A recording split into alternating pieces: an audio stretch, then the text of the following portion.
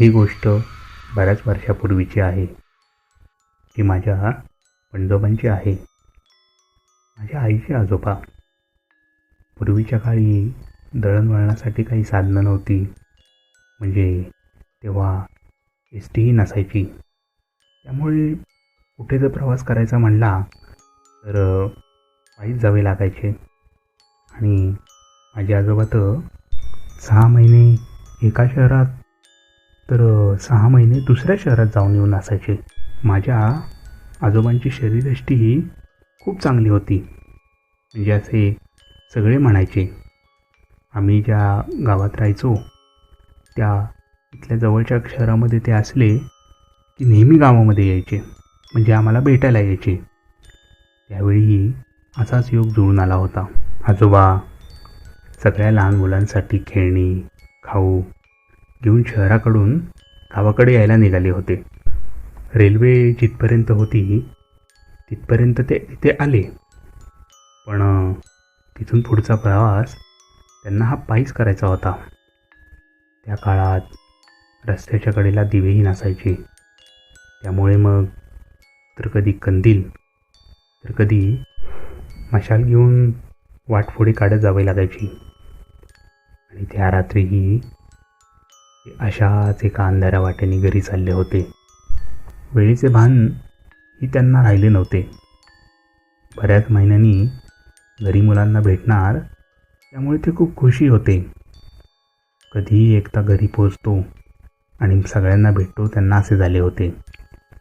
बरीच रात्र झाली होती. रस्ता अगदी सामसूम होता. तितक्यात त्यांना मागणं एक हाक ऐकू आली. अरे दादू, कुठं चाललायस? ते एकदम जागी स्तब्ध झाले. ते एकदम चपापले. आवाज ओळखीचा होता पण त्यांना आठवत नव्हते. ते मागं वळून पाहणारच तितक्यात त्यांना परत आवाज आला.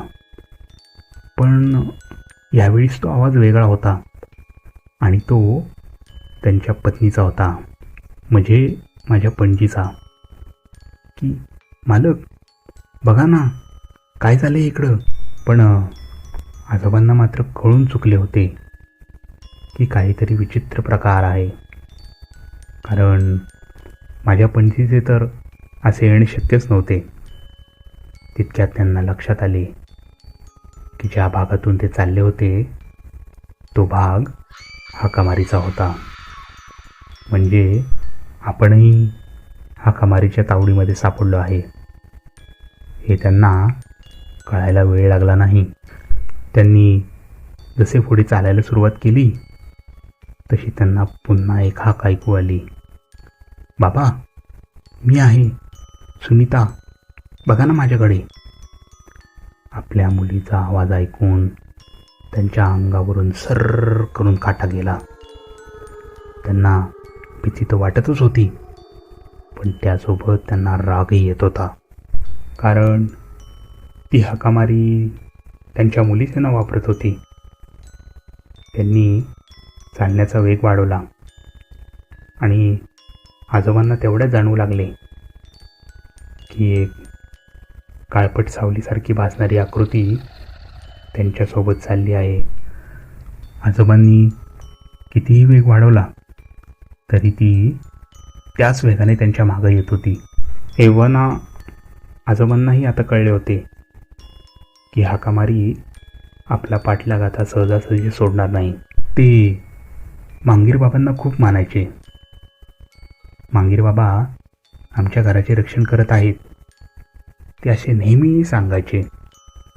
म्हणून त्यांनी मांगीर बाबांचा जप करायला सुरुवात केली. आणि पुढच्या काही क्षणामध्येच त्यांना मागणं कसली तरी चाहूल जाणवली आणि त्यांची भीती एकदम क्षणार्धात नाहीशी झाली. त्यांना अगदीच प्रसन्न वाटू लागले. मागून चालत येणाऱ्या व्यक्तीकडे एक काठी असावी बहुतेक, कारण तसाच आवाज येत होता. एव्हाना आजोबांची बरीच पायपीट झाली होती. त्यांना समोर गावी दिसू लागले होते. तसेच त्यांना मागणं एक आवाज आला. झाले का? तो आवाज ऐकून त्यांना दिलासा मिळाला, कारण ते दुसरे तिसरे कोणी नसून मांगीर बाबा स्वतःच त्यांच्या रक्षणाला आले होते. आणि पुढच्या काही वेळातच ते सुखरूप घरी पोचले, तेही आमच्या मांगीर बाबाच्या कृपेमुळे. पण त्यानंतरही कितीतरी वेळा ती हाका मारी असाच आवाज द्यायची.